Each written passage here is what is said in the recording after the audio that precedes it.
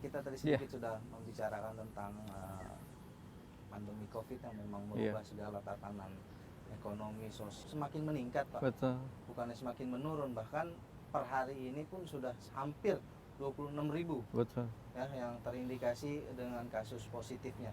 Nah, tetapi ini kan memang pemerintah sudah menjalankan beberapa kebijakan. Sebelum ada PSBB, pemerintah hanya menghimbau agar tetap di rumah, terus dilanjutkan PSBB. Dan ada rencana tentang katanya new normal. Nah, kalau menurut Bapak ini sebenarnya kita siap gak sih Pak menghadapi new normal ini, Pak?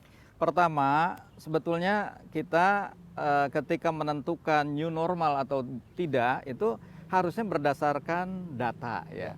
Ini yang harusnya dibuka oleh pemerintah, bahwa sepanjang data itu kemudian mulai ada melandai, apalagi sudah mulai turun, ini WHO juga rekomendasinya begitu. Silakan kalau seperti itu sudah mulai ancang-ancang buat new normal.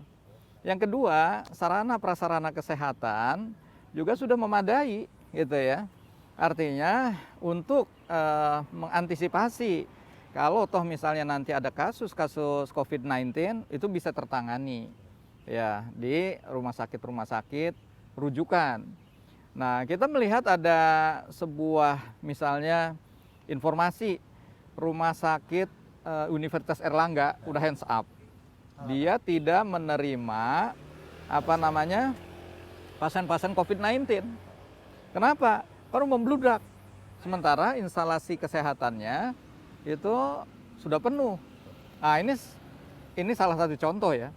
Nah, pemerintah harusnya mengantisipasi ke arah sana, sehingga pastikan bahwa seluruh sarana prasarana rumah sakit untuk penanganan COVID-19 ini betul-betul memadai. Dan yang ketiga, berikan perhatian khusus pada instalasi-instalasi yang rawan. Ya, misalnya seperti panti jompo, kan banyak orang tua nih. Biasanya makin tua makin rentan kan. Nah, ini harus diberikan perhatian.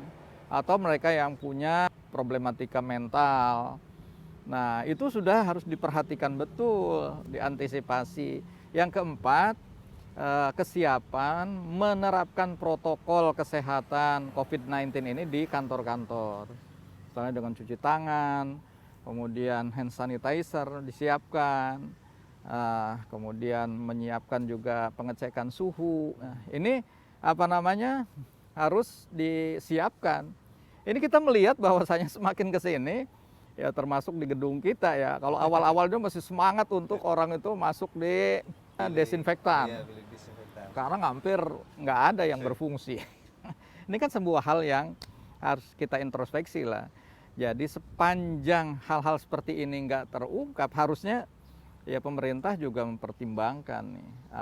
Jangan-jangan kita khawatir ketika dibuka new normal ini tanpa data, akhirnya semakin terjadi lonjakan COVID-19 yang nggak terkendali. Nah, ini juga kan menjadi kekhawatiran baru, Pak. Ketika kasus positif ini meningkat, ternyata pemerintah berencana ingin new normal. Nah, ada sektor yang memang diperhatikan masyarakat itu adalah angkutan transportasi massal seperti kereta. Tadi kan kita juga bicara dengan masyarakat umum, masih ada kekhawatiran untuk naik misalnya kereta, api, bis, busway dan lain-lainnya. Ini bagaimana tanggapan Komisi ini? Ya, pertama saya untuk jarak-jarak dekat ya, untuk yang sekitar Jakarta, saya merekomendasikan ya teman-teman agar supaya tubuh kita juga lebih fit, sekalian berolahraga, yuk kita ke kantor terapkanlah bike to work ya. Sehingga kita pastikan ya sepeda kita mudah-mudahan ya lebih terjaga, bisa kita jaga masing-masing ya.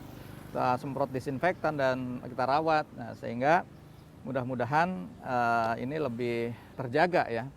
Yang kedua, tentu kita meminta pemerintah bagaimanapun juga kalau kita misalnya naik ke sepeda ke kantor juga nggak mungkin setiap hari karena kelelahan, atau juga ketika berangkat paginya aja pulangnya menggunakan sarana umum tetap ya. Oleh karena itu kiranya pemerintah menerapkan protokol ya, COVID-19 ini di angkutan-angkutan umum sehingga masyarakat bisa merasakan nyaman, tenang, dan ada kepastian insya Allah di transportasi umum ini aman ya dari penularan COVID-19.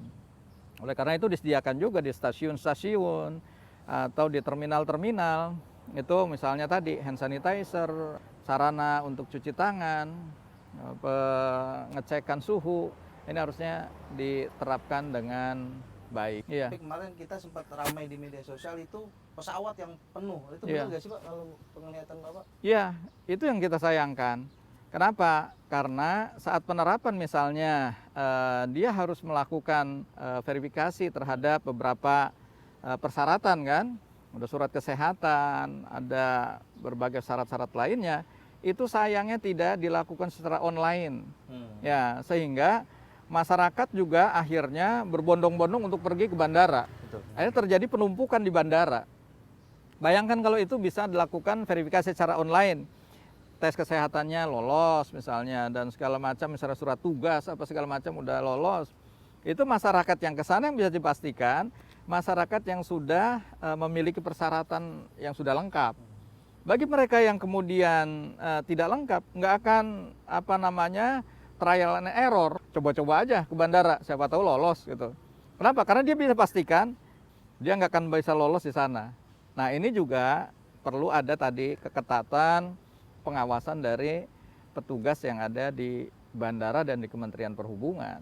Iya, saya ke Mas, ini kan kita memang ada istilah baru dari pemerintah tentang new normal.